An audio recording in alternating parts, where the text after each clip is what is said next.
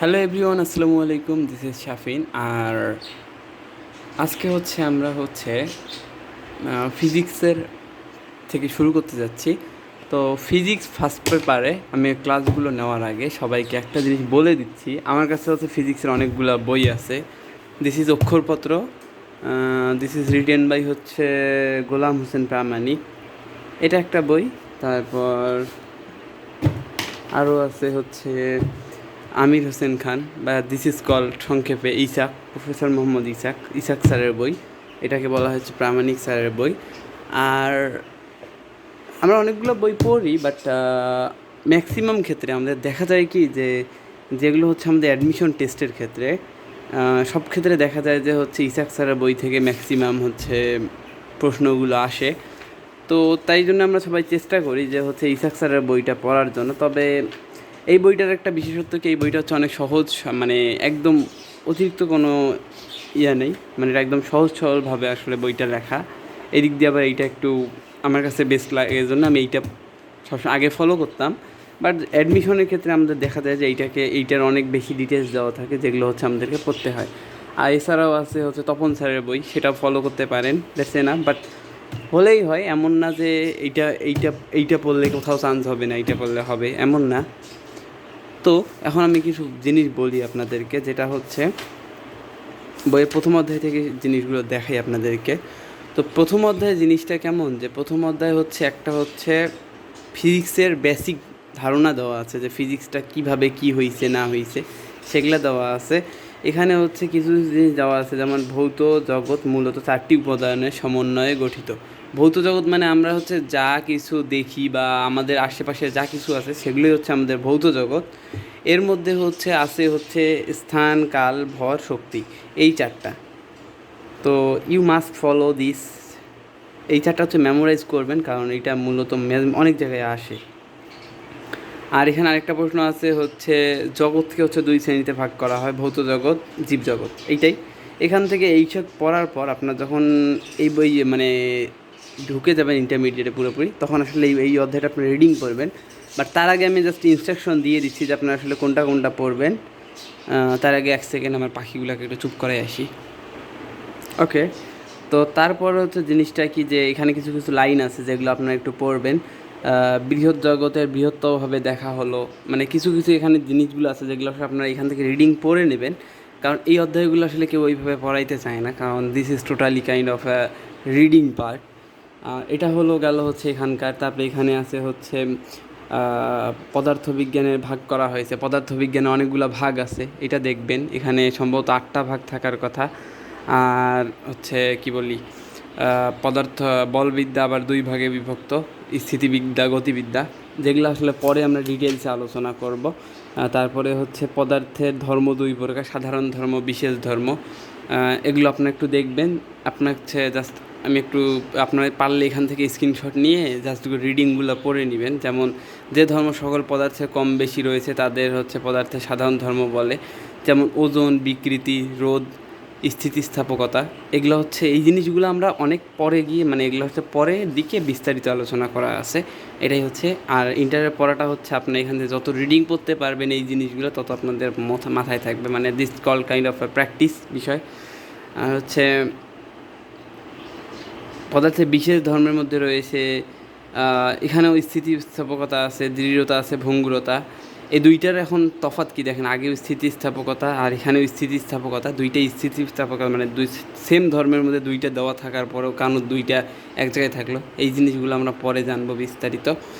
তারপরে এখানে বিভিন্ন ক্ষেত্রে পর্যায় থেকে একটা বিষয় আছে, এগুলো আপনারা একটু রিডিং পড়ে নেবেন কোনটা কি। তারপরে এগুলা পুরোটাই রিডিং পড়ার কাজ। আপনাকে আমি জাস্ট একটু ওয়েট করতেছি, আপনার পারলে এখান থেকে স্ক্রিনশট মেরে নেবেন, নিয়ে জিনিসগুলো দেখে নেবেন পড়ার সময়। আর দরকার হলে আমি পিডিএফ দিয়ে দেবো, প্যারা নাই। ওকে, ওটা গেল।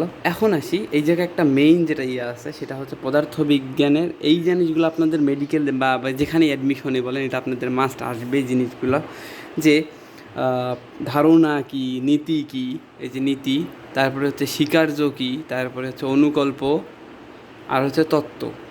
এই কয়েকটা কী জিনিস, এইটা হলো এই অধ্যায়ের মধ্যে হচ্ছে বলতে গেলে হচ্ছে মেইন যে টপিকগুলোর মধ্যে পড়ে এই জিনিসগুলোর মধ্যে এইটা একটা।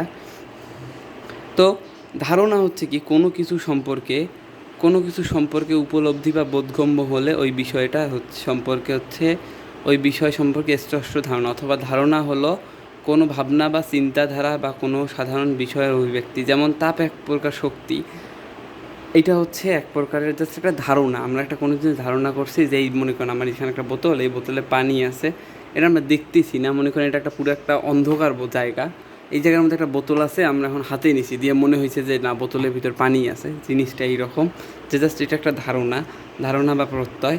আর ল মানে হচ্ছে সূত্র, যখন কোনো তত্ত্ব অনেক পরীক্ষা নিরীক্ষার সাহায্যে প্রমাণ করা হয়, মূল কথাগুলো উক্তির মাধ্যমে প্রকাশ করা হয়, তখন তাকে বৈজ্ঞানিকভাবে সূত্র বলে। জিনিসটা কেমন যে আমরা যেমন হচ্ছে একটা ছোটোবেলায় পড়তাম, যেমন a+b² সূত্র,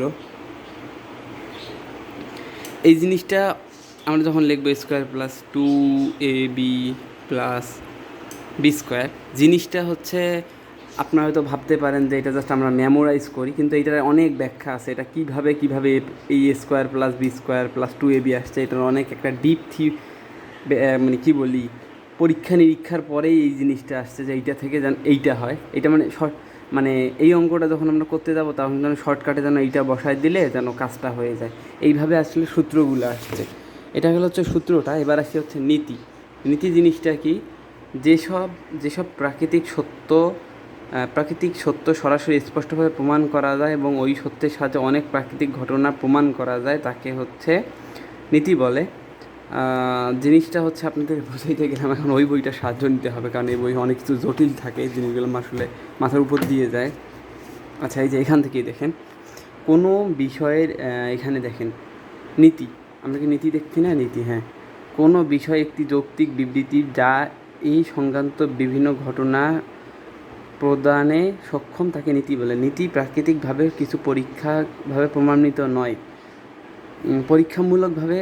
মানে জিনিসটা কেমন যে আমরা একটা জিনিস জানি যে হ্যাঁ এইটা এইরকম হবে, কিন্তু এইটার কোনো আসলে কোনো পরীক্ষা ভিত্তিক কোনো সত্যতা নাই। যে মনে করেন এই জিনিসটাই আমরা হচ্ছে জাস্ট মনে করেন আমরা এবার কোনো পরীক্ষা করে এটা বের করা হয়নি, এই বিজ্ঞানীরা বের করেনি a+b² এটা আন্দাজেই এরা বলে দিছে, কিন্তু এইটা দিয়ে কাজ হচ্ছে যে a+b এইটাকে যদি ইউজ করি তাইলেই হচ্ছে এইটা ডাইরেক্ট ফর্মুলা এইটা আসে যাবে। তো জিনিসটা এইরকম যে আপনারা কোনো কিছু জানেন না, মনে করেন জাস্ট জানেন যে a+b² এইটা ইউজ করা, এইটারই একটা ডাইরেক্ট ফর্ম হচ্ছে a²+2ab+b², তখন এইটা হচ্ছে নীতি। জিনিসটা হচ্ছে এইরকম যে আমরা কোনো কিছু জানি না, বাট ওইটা এইভাবে খাটাইলেই কাজটা হচ্ছে। জিনিসটা এইরকম, মানে এটার কোনো প্রমাণ নাই, কিন্তু এটা এইভাবে করলেই হচ্ছে। তারপর স্বীকার্য, সচরাচর একটি বৈজ্ঞানিক তত্ত্ব শুরু হয় একটি সাধারণ বিবৃতি থেকে, যা তত্ত্বটির একটি ভিত্তি প্রদান করে, এরাই হচ্ছে স্বীকার্য। মানে যা বিনা প্রমাণে স্বীকার করে নেওয়া হয়েছে তাই স্বীকার্য। মানে কোনো কিছু, এই যে নীতি আর স্বীকার্য, এই দুইটার তফাৎটা কীরকম যে জাস্ট এটা একটা হচ্ছে একটা মানে এটা জাস্ট কোনো কিছু অজানা জিনিস, কোনো প্রমাণ ছাড়াই কোনো কিছুকে করা হয়েছে। আর স্বীকার্যটাও সেম, তবে স্বীকার্য আসলে স্বীকার্যগুলো এমন হয় যে তার প্রমাণ প্রয়োজন হয় না। মানে এটার কোনো প্রমাণের প্রয়োজন হয় না, কিন্তু এটা আসলে হয়। আর এইটা যেটা দেখাইছে এটা আমরা তো কোনো প্রমাণ করতেই পারি নাই, কিন্তু ডাইরেক্ট এটা আসছে, যেটা এইভাবে করা যাচ্ছে। আর ওইটা এমন জিনিস যে ওটা প্রমাণ করা হয়তো যাবে, কিন্তু এইটা প্রমাণ করা যাবে কিন্তু প্রমাণ করা হয়নি। জিনিসটা এইরকম। ওইটা একটা গেল স্বীকার্য। অনুকল্প হচ্ছে কোনো বৈজ্ঞানিক ঘটনার প্রস্তাবিত বা অনুমোদিত ব্যাখ্যা যা এখনও প্রমাণিত হয়নি, এটা জাস্ট প্রস্তাব করা হয়েছে। যে মনে করেন জিনিসটা এইরকম যে এই a+b² সূত্রটাকেই মনে করেন আমি বলছি যে এই a+b² সমান a²+2ab+b², কেবল আমি মানে একজনের কাছে আবেদন করলাম যে হ্যাঁ এইটা সমান এইটা হবে, তোমরা এখন ব্যাখ্যা করে এটা বের করো কীভাবে। এটা হচ্ছে অনুকল্প, মানে আমি কোনো একটা কিছু ভেবে নিছি যে হ্যাঁ এইটা করলে এইটা হবে। আর এখন আসি তত্ত্ব জিনিসটা হচ্ছে মেইন ফ্যাক্ট। বৈজ্ঞানিক পদ্ধতির মাধ্যমে অর্জিত পর্যবেক্ষণ ও পরীক্ষার দ্বারা প্রমাণ ঘটনা হচ্ছে স্পষ্ট ব্যাখ্যাই হচ্ছে তত্ত্ব। মানে এক কথায় যত প্রমাণ আদি যা কিছু আছে সব কিছু মিলে একদম যা যাবতীয় সব কিছু করার পরে যেটা পাবেন সেইটাই হচ্ছে তত্ত্ব। তো এইটাই হচ্ছে এই অধ্যায়ের বেসিকগুলা। আর তারপরে আপনারা হচ্ছে এই দিকের যেগুলো আছে ওগুলো সব ধারা রিডিং করবেন। তো thank you. Tata, good bye, see you. আর না